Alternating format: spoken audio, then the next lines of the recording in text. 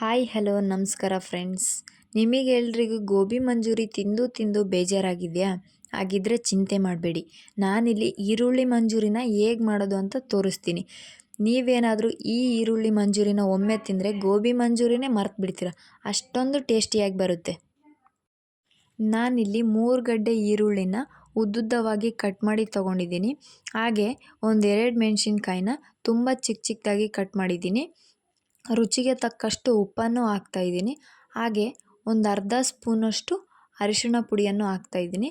ಒಂದು ಸ್ವಲ್ಪ ಕರಿಬೇವನ್ನ ಸ್ಮ್ಯಾಶ್ ಮಾಡಿ ಹಾಕ್ತಾಯಿದ್ದೀನಿ.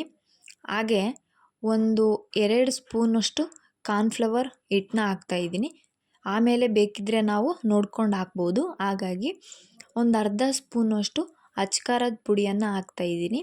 ಹಾಗೆ ನಾನಿಲ್ಲಿ ಅದೇ ಸ್ಪೂನಲ್ಲಿ ಇನ್ನೂ 1 ಸ್ಪೂನ್ ಕಡಲೆ ಹಿಟ್ಟನ್ನ ಹಾಕ್ತಾಯಿದ್ದೀನಿ. ಹಾಗೆ 1 ಸ್ಪೂನ್ ನೀರನ್ನು ಹಾಕಿ ಒಂದು 3 ನಿಮಿಷ ಚೆನ್ನಾಗಿ ನಾನು ಮಿಕ್ಸ್ ಮಾಡ್ಕೋತೀನಿ. ಇದೀಗ ಇನ್ನೂ ಚೆನ್ನಾಗಿ ಮಿಕ್ಸ್ ಮಾಡ್ಕೊಂಡಿಲ್ಲ, ಹಾಗಾಗಿ ಅರ್ಧ ಸ್ಪೂನ್ ನೀರು ಹಾಕಿ ಇನ್ನೂ ಒಂದು 3 ನಿಮಿಷ ನಾನು ಚೆನ್ನಾಗಿ ಮಿಕ್ಸ್ ಮಾಡ್ಕೋತಿದ್ದೀನಿ. ಇಲ್ಲಿ ನೀವು ನೋಡ್ತಿರಬಹುದು, ಈ ರೀತಿ ನಾವು ಮಿಕ್ಸ್ ಮಾಡ್ಕೋಬೇಕು.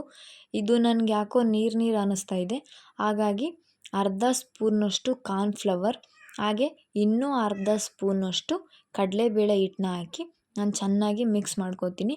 ಟೇಸ್ಟ್ ಅಂತೂ ತುಂಬ ಚೆನ್ನಾಗಿ ಬರುತ್ತೆ. ನೀವು ಮನೇಲಂತೂ ಒಮ್ಮೆ ಖಂಡಿತವಾಗ್ಲೂ ಟ್ರೈ ಮಾಡಲೇಬೇಕು, ನಿಮಗಂತೂ ತುಂಬಾ ಇಷ್ಟ ಆಗುತ್ತೆ.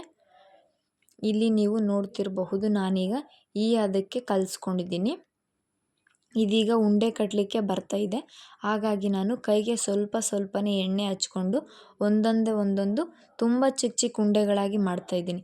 ದೊಡ್ಡ ಉಂಡೆ ಮಾಡಬೇಡಿ, ಎಣ್ಣೆಯಲ್ಲಿ ಹಾಕಿದಾಗೆ ಡಬಲ್ ಸೈಜ್ ಆಗಿಬಿಡುತ್ತೆ. ಹಾಗಾಗಿ ನಂತರ ನಾನಿಲ್ಲಿ ಒಂದು ಬಾಣಲಿಲಿ ಎಣ್ಣೆನ ಬಿಸಿಗೆ ಅಂತ ಇಟ್ಟಿದ್ದೆ.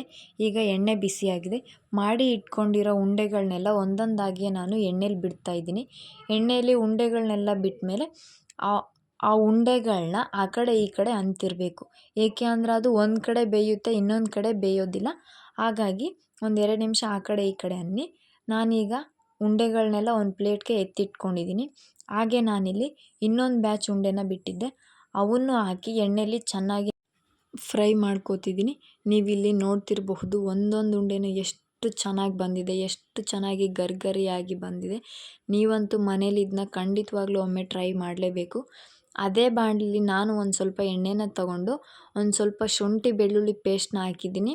ಹಸಿ ಕರಿಬೇವು ಹಾಗೆ ಹಸಿ ಕೊತ್ತಂಬರಿನ ಹಾಕಿ ಸ್ವಲ್ಪ ಹಸಿ ಸ್ಮೆಲ್ ಹೋಗೋವರೆಗೂ ಫ್ರೈ ಮಾಡ್ಕೋತೀನಿ.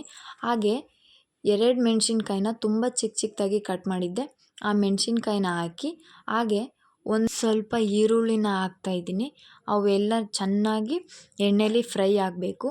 ಹಾಗೆ 1 ಸ್ಪೂನ್ ಕಾರ್ನ್ಫ್ಲವರ್ ಹಿಟ್ಟನ್ನ ಒಂದು ಸ್ವಲ್ಪ ನೀರು ಹಾಕಿ ಗಂಟುಗಳಿಲ್ದ ಹಾಗೆ ಕಲಿಸ್ಕೊಂಡಿದ್ದೆ, ಅದನ್ನು ಹಾಕ್ತಾಯಿದ್ದೀನಿ.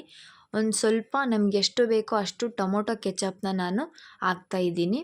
ಅದೆಲ್ಲ ಎಣ್ಣೆಯಲ್ಲಿ ಅದು ಚೆನ್ನಾಗಿ ಫ್ರೈ ಆಗಬೇಕು, ಸ್ಮೆಲ್ಲೆಲ್ಲ ಹೋಗಬೇಕು. ಅಲ್ಲಿವರೆಗೂ ಒಂದು ಅರ್ಧ ಲೋಟದಷ್ಟು ನಾನು ನೀರು ಹಾಕ್ತಾಯಿದ್ದೀನಿ. ನೀವಿಲ್ಲಿ ನೋಡ್ತಿರಬಹುದು, ನಾನು ಜಾಸ್ತಿ ನೀರು ಹಾಕಿಲ್ಲ. ಇಲ್ಲಿ ಕಾಣ್ತಿದೆ ನೋಡಿ, ಈ ರೀತಿ ನಾವು ಗೊಜ್ಜನ್ನ ರೆಡಿ ಮಾಡ್ಕೋಬೇಕು. ಹಾಗೆ ರುಚಿಗೆ ತಕ್ಕಷ್ಟು ಉಪ್ಪನ್ನು ಹಾಕಿಕೊಳ್ಬೇಕು. ಉಪ್ಪನ್ನ ಜಾಸ್ತಿ ಹಾಕಬೇಡಿ, ನೋಡಿ ಹಾಕಬೇಕು, ಯಾಕೆಂದರೆ ನಾವು ಆವಾಗಲೇ ಉಪ್ಪು ಹಾಕಿರ್ತೀವಿ. ಹಾಗೆ ಮಾಡಿ ಇಟ್ಕೊಂಡಿರೋ ಎಲ್ಲ ಉಂಡೆಗಳನ್ನ ಹಾಕಿ ಒಂದು ಅರ್ಧ ಸ್ಪೂನಷ್ಟು ಅಚ್ಕಾರದ ಪುಡಿನ ಹಾಕಿ ಚೆನ್ನಾಗಿ ನಾವು ಮಿಕ್ಸ್ ಮಾಡ್ಕೋಬೇಕು. ಆ ಗೊಜ್ಜಲ್ಲಿ ಅದು ಉಂಡೆಗಳೆಲ್ಲ ಕಲಿಬೇಕು, ಆ ರೀತಿ ನಾವು ಚೆನ್ನಾಗಿ ಮಿಕ್ಸ್ ಮಾಡ್ಕೋಬೇಕು. ಹಾಗೆ ಅರ್ಧ ಸ್ಪೂನಷ್ಟು ನೀರು ಹಾಕಿ ನಾನಿಲ್ಲಿ ಮಿಕ್ಸ್ ಮಾಡ್ಕೋತಾ ಇದ್ದೀನಿ. ಜಾಸ್ತಿ ನೀರು ಹಾಕಬೇಡಿ, ಬೇಕಿದ್ದರೆ ನೋಡಿ ಹಾಕಬಹುದು. ಹಾಗಾಗಿ ಇಲ್ಲಿ ನೋಡ್ತಿರಬಹುದು ಎಷ್ಟು ಚೆನ್ನಾಗಿ ಬಂದಿದ್ದಾವೆ ಅಂತ.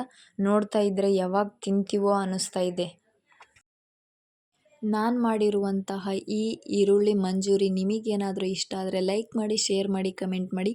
ಹಾಗೆ ನನ್ನ ಚಾನಲನ್ನು ಸಬ್ಸ್ಕ್ರೈಬ್ ಮಾಡ್ಕೊಳ್ಳೋದಂತೂ ಮರಿಬೇಡಿ. ಇನ್ನೂ ಹೊಸ ವಿಡಿಯೋಗಳಿಗಾಗಿ ಕಾಯ್ತಾ ಇರಿ. ಧನ್ಯವಾದಗಳು.